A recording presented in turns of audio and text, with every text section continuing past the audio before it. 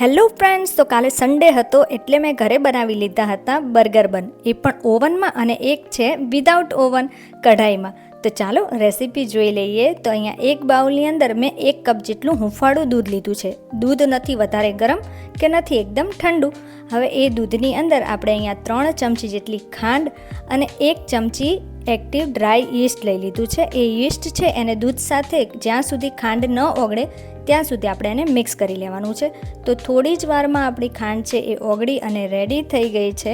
તો હવે આપણે આ દૂધ છે, યીસ્ટવાળું દૂધ, એને આપણે ઢાંકણ ઢાંકી 10થી 15 મિનિટ માટે એને રેસ્ટ આપી દઈશું. અને 10થી 15 મિનિટ બાદ જો યીસ્ટ છે એકદમ સરસ રીતે એક્ટિવ થઈ ગયું છે, એટલે આપણું આ યીસ્ટ છે એકદમ આપણે એક્સપાયર્ડ નથી થયું એમ કહી શકીએ. તો અહીંયા જો આ યીસ્ટ છે એને આપણે આ રીતે દૂધ સાથે પહેલાં તો મિક્સ કરી લેવાનું છે. હવે એને આપણે મૂકી દઈશું એક બાજુ અને કોઈ પણ એક બાઉલ લઈ લેવાનો છે. મેં અહીંયા મારી પાસે આવા બાઉલ હોય છે એટલે હું એનો યુઝ કરું છું. તમારી પાસે કાથરોટ હોય કે કોઈ પણ વાસણ હોય લોટ બાંધવા માટે, તમે એનો યુઝ કરી શકો છો.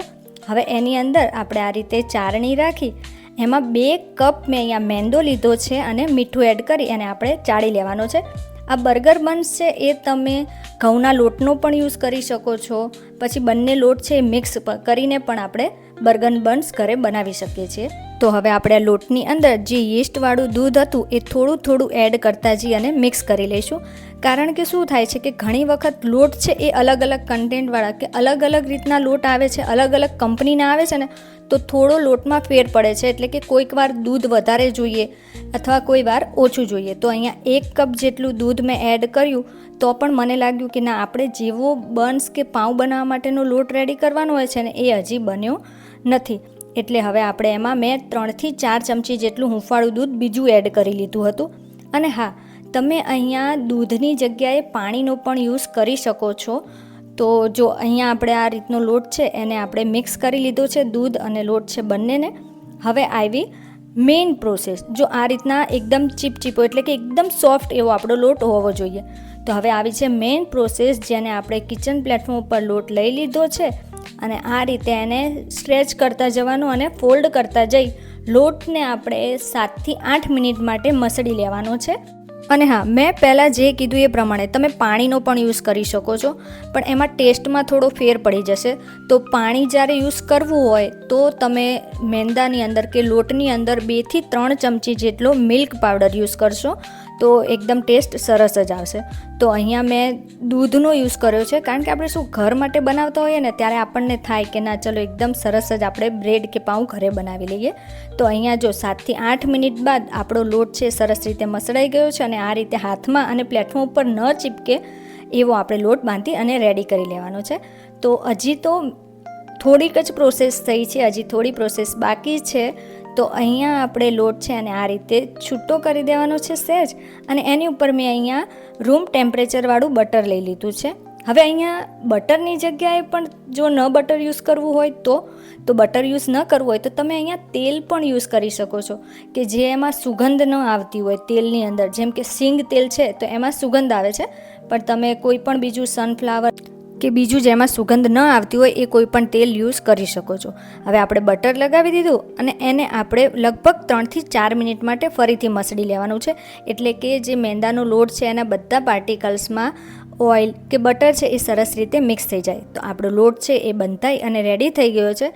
તો કેવો લોટ હોવો જોઈએ? તો જો લોટ રેડી થાય ને પછી એમાં થોડો આપણે લુવો હાથમાં લઈ આ રીતે લોટ છે અને ખેંચીશું ને તો એ તૂટશે નહીં અને એકદમ સ્ટ્રેચ થશે, એટલે કે સરસ રીતે ખેંચાશે અને એકદમ પતલી આપણો લોટ છે એની જાળી બનશે.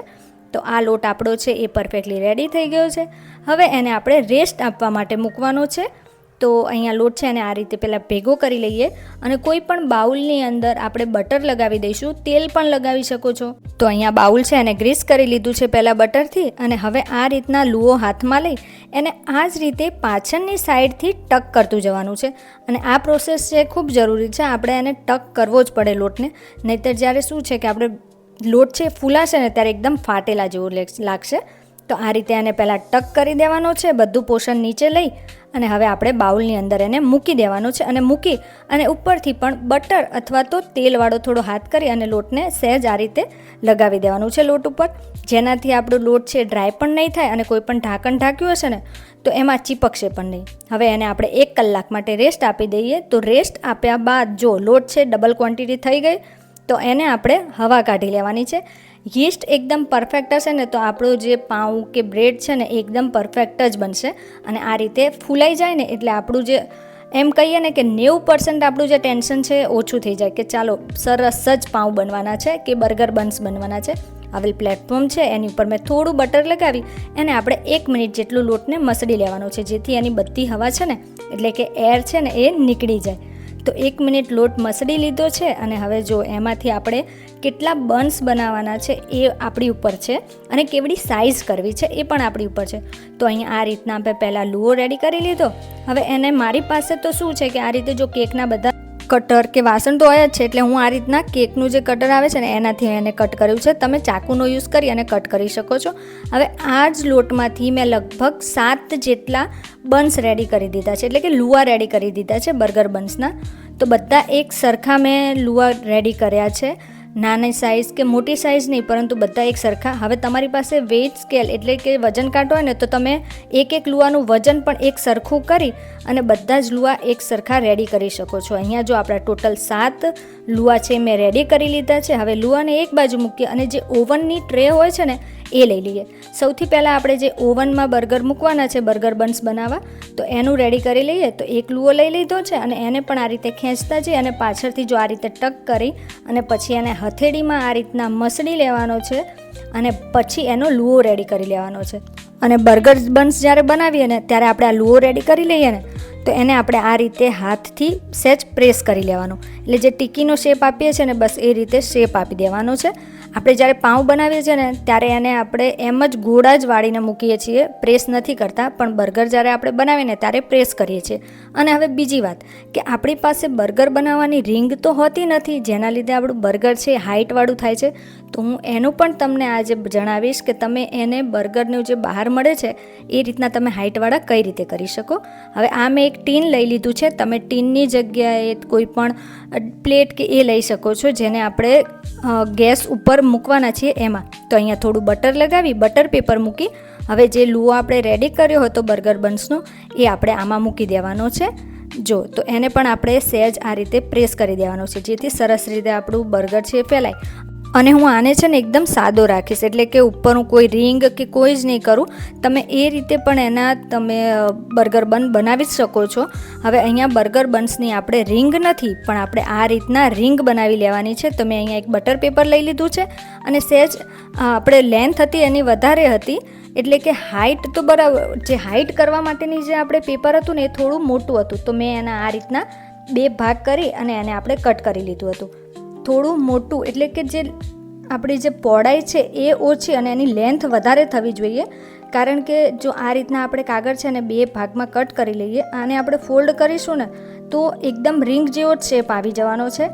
અને જ્યારે આપણે એને વધારે પડતું થોડું ઊંચાઈ એટલે કે હાઇટવાળું રાખવાનું, નહીંતર શું છે કે ઉપરથી આપણો જે લુવાનો જે ફોર્મેટ થશે ત્યારે લોટ છે ને એ બહાર આવી જશે અને બેક થશે ને ત્યારે તો વધારે બહાર આવી જશે, એટલે આખો શેપ બગડી જશે.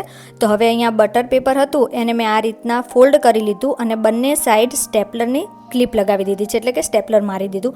તો એકદમ જો આપણું રિંગ છે એનો શેપ આવી ગયો. હવે એ બટર પેપરને આપણે આ લુવાની ઉપર આ રીતના સેટ કરી દેવાનું છે. જો હું તમને બતાવું તો પહેલાં તો એવું લાગશે કે આમાં કઈ રીતે સેટ થશે, પણ હજી આ કલાક માટે રેસ્ટ આપીશું ને ત્યારે આપણો લુઓ છે ને સરસ રીતે આમાં સેટ થઈ જશે. તો જો હું તમને આ બીજું બટર પેપર છે એની પણ રિંગ બનાવીને બતાવું છું અને જો કેટલું હાઇટવાળું છે.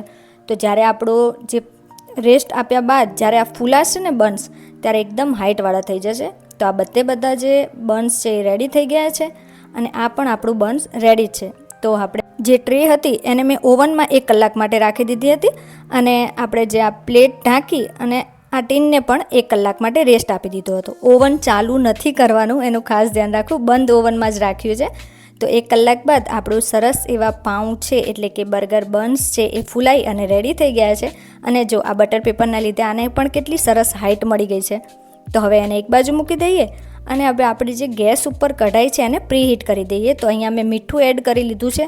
આ મારું યુઝ કરેલું બધું મીઠું છે. તો એની અંદર સ્ટેન્ડ મૂકી અને આપણે હાઈ ફ્લેમ ઉપર 10 મિનિટ માટે, અને ઓવન છે એને પણ 200 ડિગ્રી ઉપર બંને રોડ ચાલુ કરી અને 10 મિનિટ માટે બંનેને પ્રીહીટ કરી લઈએ. હવે અહીંયા બર્ગરની ઉપર મેં મિલ્ક વોશ કર્યું છે, એટલે કે દૂધ છે એને આ રીતે લગાવી દીધું છે. હવે આપણે જે બહાર બર્ગર મળે છે એની ઉપર તલ તો હોય જ છે ને, તો બસ હવે આપણે જે આ તલ છે એ લગાવી દેવાના છે. મેં અહીંયા વ્હાઈટ તલ, જે આપણે સફેદ તલ આવે છે ને એ લીધા છે. તમે કાળા તલ પણ લઈ શકો છો. અને હા, મિલ્ક બ્રશ હશે ને એટલે સરસ રીતે આપણા તલ છે ચોંટી જ જવાના છે. તો હવે એને આપણે એક બાજુ રાખી દઈએ, અને આ જે આપણે જે ગેસની ઉપર બનાવવાના છીએ એમાં પણ સેમ પ્રોસેસ, ઉપરથી મિલ્ક લગાડી ઉપર આપણે તલ લગાવી દઈએ. હવે અહીંયા ઓવન છે એ પણ પ્રી હીટ થઈ અને રેડી થઈ ગયું છે. તો ટ્રે છે એને આપણે મૂકી દઈશું ઓવનની અંદર, અને 30 મિનિટ માટે એને આપણે બેક કરી લેવાની છે. અને કઢાઈમાં પણ સેમ રીતે એને આપણે ઢાંકણ ખોલી મૂકી અને પછી 30 મિનિટ માટે એને પણ આપણે બેક કરી લઈશું. લગભગ 25 મિનિટમાં તો આપણા બર્ગર છે રેડી થઈ જ જાય છે કઢાઈની અંદર.